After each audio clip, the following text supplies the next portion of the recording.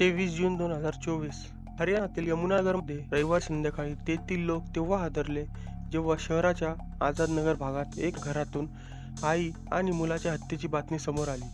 दिवसाढवळ्या निवासी भागात अशा प्रकारे कोणाची हत्या होणे हा एक मोठा प्रश्न होता आणि त्यातही हे प्रकरण दोन हत्यांचे होते.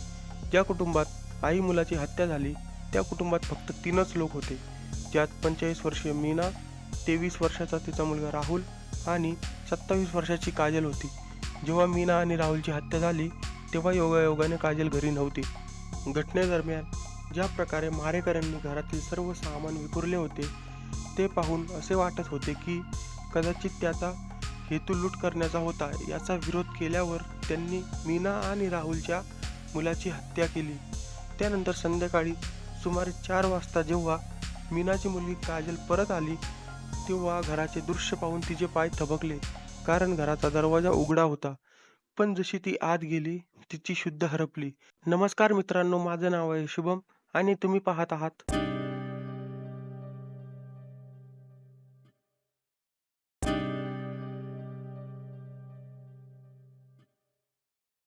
ड्रॉइंग रूमच्या फरशीवर तिच्या भाऊ राहुलचा मृतदेह पडला होता. तर तिला समजेना की आता काय करावे. पण मग तिने हिंमत एकवटून आतल्या खोलीत गेली. पण तिथे तिने जे काही पाहिले त्यानंतर तिची उरली सुरली हिंमत ही तुटली, कारण खोलीच्या आत बेडवर तिची आई मीनाचा मृतदेह पडला होता. त्यानंतर काजल किंचाळत घराबाहेर पडली आणि तिने आसपास राहणाऱ्या लोकांना या घटनेची माहिती दिली. मग तिने स्वतः 112 नंबरवर फोन करून आणि पोलिसांना आपल्या घरात घडले या वेदनादायक घटनेबद्दल सांगितले.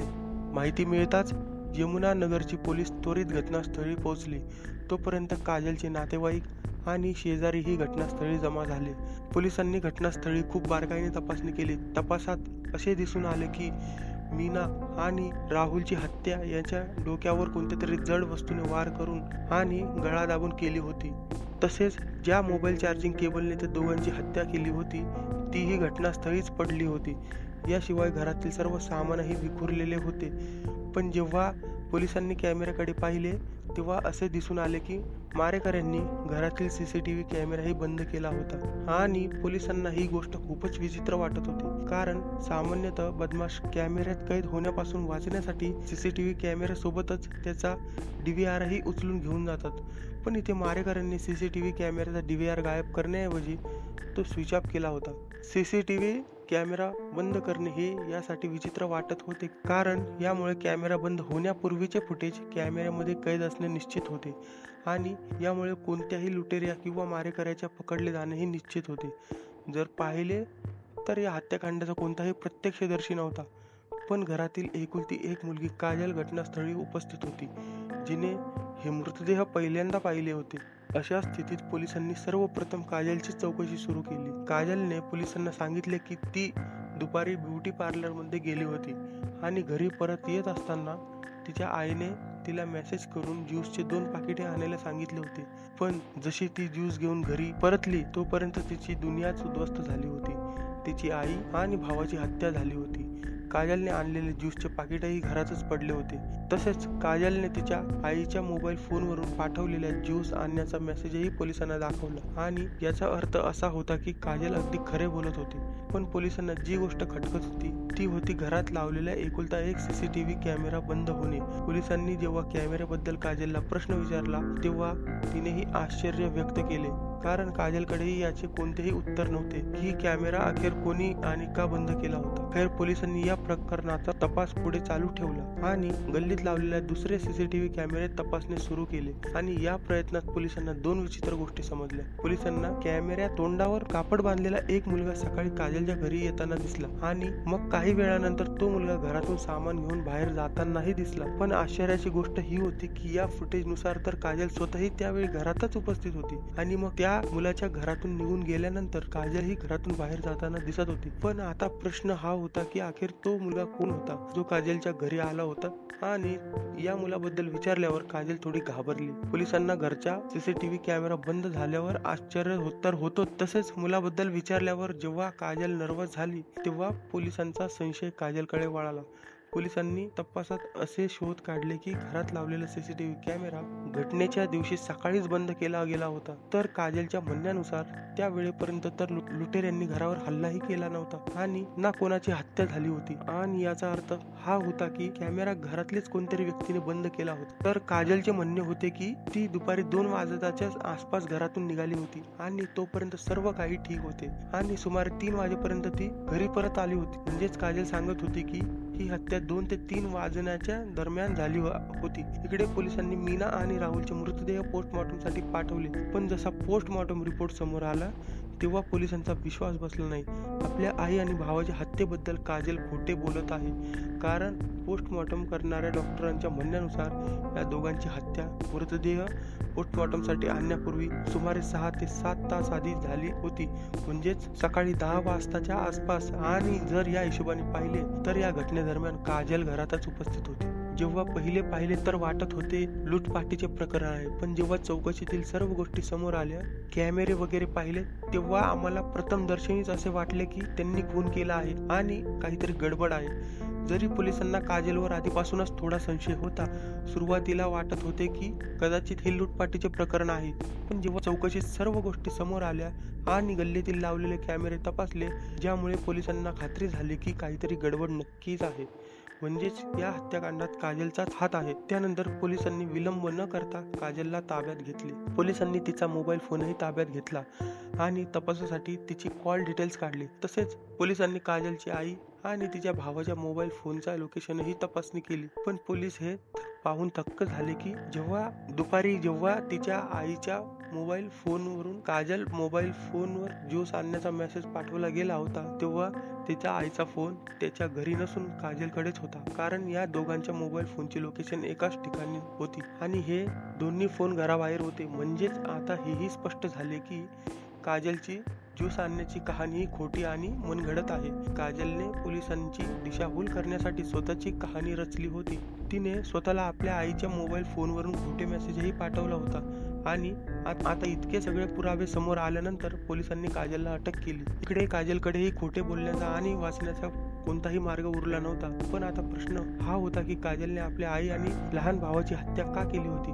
अखेर आपल्या आई आणि भावाची तिची अशी काय दुश्मनी होती? तीही तेव्हा जेव्हा कुटुंबात एकूण फक्त 3च लोक होते आणि आता आई आणि भाऊ मारले गेल्यावर ती पूर्णपणे एकटी राहिली होती. मित्रांनो, या प्रश्नाचे उत्तर खूपच धक्कादायक आहे आणि आम्ही तुम्हाला या प्रश्नाचे उत्तर म्हणजेच हत्येचे कारणही सांगणार आहोत. पण त्याआधी हे जाणून घेणे आवश्यक आहे की अखेर काजलने आपल्या आई आणि भावाची हत्या कधी आणि कशी केली. खरं तर काजलने आपल्या आई आणि भावाला मारण्याची योजना आधीच केली होती आणि या षडयंत्रात तिने आपल्या एका मामे भावाला कृषलाही सामील करून घेतले होते. रविवारी सकाळी जेव्हा काजलचा भाऊ राहुल शेविंग करण्यासाठी घरातून बाहेर गेला होता, तेव्हा काजलने कृषला आपल्या घरी बोलवले. त्यानंतर या दोघांनी मिळून आधी कोणत्या तरी जड वस्तूने काजलच्या आई मीनाच्या डोक्यावर वार केला आणि जेव्हा ती बेशुद्ध झाली तेव्हा त्या दोघांनी मोबाईल फोनच्या चार्जिंग केबलने मीनाचा गळा दाबला आणि तिला मृत्यूच्या स्वाधीन केले. पण त्यांना वाटले की मीना अजून श्वास घेत आहे. पण तेव्हाच अचानक राहुल घरी आला. हे पाहून त्या दोघांनी मीनाला सोडून राहुलला पकडले आणि त्याच्या डोक्यावरही रॉडने हल्ला केला. त्यानंतर कृषने राहुलचाही गळा दाबला तर काजलने त्याचे पाय पकडून ठेवले आणि अशा प्रकारे आधी बेडरूममध्ये मीनाचा खून झाला आणि मग त्याच्या काही मिनिटांनंतर मीनाच्या मुलाचा म्हणजेच काजलच्या लहान भावाचा राहुलचाही खून झाला. त्यानंतर या दोघांनी मिळून या घटनेला लूटपाटीचे स्वरूप देण्यासाठी घरातील सर्व सामान विखुरले आणि काही सामान काजलने आपल्या मामे भाऊ कृषला देऊन त्याला घरून पाठवले, जेणेकरून प्रकरण लूटपाटीचे वाटावे. म्हणून घरातून काही किमती वस्तूही गायब केल्या होत्या. काजलने योजनेनुसार सकाळीच आपल्या घरातील सीसीटीव्ही कॅमेरा स्विच ऑफ केला होता, पण कदाचित ती हे विसरली की गल्लीतील इतर घरांमध्ये लावलेले सीसीटीव्ही कॅमेरे आहेत आणि त्यातही या हत्येचे पुरावे कैद होऊ शकतात. आपल्याच आई आणि भावाच्या हत्येच्या आरोपात पोलिसांनी काजलला अटक केली होती, पण तिचे भाऊ आणि वागणूक पाहून स्वतः पोलीसही हैराण होते, कारण इतर मुलींप्रमाणे आई आणि भावाच्या मृत्यूवर काजलला कोणी एकदाही रडताना पाहिले नव्हते. आणि त्याहूनही जास्त हे की पोलिसांच्या सर्व प्रश्नांची उत्तरे ते पूर्ण आत्मविश्वासाने देण्याचा प्रयत्न करत होते. काजल इतर मुलींपेक्षा अगदी वेगळी होती. ती फक्त मुलांप्रमाणे टी-शर्ट आणि पॅन्टच घालत नाही, तर तिचा पूर्ण पेहराव मुलांसारखा होता. ती बोलणेही मुलांसारखेच करत होती. अशा स्थितीमध्ये पोलिसांनी काजलला अटक करण्यासोबतच तिच्याबद्दल माहितीही जमा करणे सुरू केली. पोलिसांना समजले की काजल लहानपणापासूनच मुलांसारखी राहते आणि घरातही ती एका खोलीत एकटीच राहते. काजलची मावशी किरणने पोलिसांना सांगितले की 27 वर्षीय काजल एक लेस्बियन आहे, ज्यामुळे तिचा अनेकदा आपल्या आई आणि भावाशी वाद होत असे. पोलिसांना हेही समजले की काही वर्षांपूर्वी काजलने राहुलचे लग्न आपल्या मैत्रिणीशी लावून दिले, पण रात्री राहुलची पत्नी चोरून काजलच्या खोलीत जात असे. म्हणजेच राहुलच्या पत्नीशी काजलची जवळीक जास्त होती. जेव्हा ही गोष्ट घरच्यांना समजली, तेव्हा घरात भांडण सुरू झाले, ज्यामुळे राहुलची पत्नी तर घर सोडून निघून गेली. त्यानंतर मीनाने आपल्या मुलाचे राहुलचे दुसरे लग्न लावले, तर काजलने आपल्या दुसऱ्या वहिनीसोबतही जबरदस्ती केली. या कारणामुळे तीही राहुलला सोडून निघून गेली. काजल आपल्या आयुष्यात आई आणि भावाला अडथळा मानत होती. याशिवाय काजल सोशल मीडियावर बरीच सक्रिय आहे. तिचे इंस्टाग्रामवर फॉलोअर्सही आहेत. तिने आपल्या अकाउंटवर 820 पोस्ट केल्या आहेत. याशिवाय तिने हातावर टॅटूही बनवला आहे, ज्यावर नवाब असे लिहिले आहे. काजलबद्दलची सर्व माहिती जमा केल्यानंतर पोलिसांनी या गोष्टीचाही शोध लावला की अखेर या हत्याकांडात काजलचा मामेभाऊ कृष का सामील होता. त्याची आपल्या आत्याशी काय दुश्मनी होती की ज्यामुळे त्याने त्यांना मारण्यात काजलची मदत केली. पोलिसांच्या म्हणण्यानुसार काजलची आई मीना आपल्या घरात सर्वात मोठी मुलगी आहे. बाकी सर्व भावंडे तिच्यापेक्षा लहान होती आणि जेव्हा काजलच्या नानांचे निधन झाले, तेव्हा मीनाच्या आईने आपले 40 गजाचे घर आणि 200 गजाचा प्लॉट मोठ्या मुलीच्या मीनाच्या नावावर केला होता. त्यांनी मृत्यूपत्रात असे लिहिले होते की जेव्हा सर्व मुले मोठे होतील, तेव्हा संपत्तीची सर्वांमध्ये वाटणी केली जाईल. पण जेव्हा सर्व मोठे झाले, तेव्हा मीनाने वाटणी करण्यास नकार दिला आणि याच कारणामुळे तिचा आपला भाऊ शिवा आणि बहीण किरणसोबत वादही झाला होता. इकडे वडिलांच्या मृत्यूनंतर कृष्णलाही वाटत होते की कुठेतरी आता आपल्याला घरातूनही बेदखल केले जाऊ नये, म्हणून त्याने 2.5 महिन्यापूर्वीच आपल्या आत्याची मुलगी काजलची मैत्री केली. त्यानंतर त्या दोघांमध्ये हे ठरले की जर मीना आणि राहुलला मार्गातून हटवले, तर 58 गजचे पूर्ण घर काजलचे होईल, तर कृष्णला 40 गजचे घर आणि 200 गजाचा प्लॉट मिळेल. आणि अशा प्रकारे या दोघांनी मिळून संपत्तीसाठी हे षडयंत्र रचले. काजल संपत्तीसोबतच आपल्या मोकळ्या विचारांसाठीही आपल्या आई आणि भावापासून सुटका मिळवू इच्छित होती. कारण याच कारणामुळे या दोघांनी आपल्या कुटुंबातील 2 लोकांचा जीव घेतला होता, पण लगेच पकडलेही गेले. तरीही पोलिसांनी या प्रकरणात काजल आणि कृषच्या काही आणखी नातेवाईकांनाही अटक केली आहे, जे मीना आणि राहुलच्या हत्येत संपत्ती मिळवण्यासाठी सामील होते. आरोपी काजलच्या हालचालींवर पोलिसांना सुरुवातीच्या तपासात याच वेळी संशय आला होता, जेव्हा काजलच्या आपल्या आई आणि भावाचे मृतदेह पाहून ना तिच्या डोळ्यात कोणते अश्रू होते आणि ना तिच्या चेहऱ्यावर आप्तेष्टांच्या गमावण्याचे दुःख दिसत होते. त्यानंतर पोलिसांनी जेव्हा एक कडी जोडून तपास पुढे चालू ठेवला, तेव्हा 24 तासांच्या आतच या दुहेरी हत्याकांडाचा खुलासा केला गेला. अपराधी कितीही शातीर का असेना, पण जर पोलीस आपल्यावर आले, तर अपराधी कायद्यातून वाचू शकत नाही. बहरहाल पोलिसांनी या केसमध्ये काजलच्या मामाचा मुलगा कृष आणि त्याच्या मोठ्या भावालाही अटक केली होती. यमुनानगरचे HSO जगदीश चंद्र यांचे म्हणणे आहे की काजल आणि कृष रिमांड संपल्यानंतर कोर्टात हजर केले गेले, जिथून दोघांनाही तुरुंगात पाठवण्यात आले.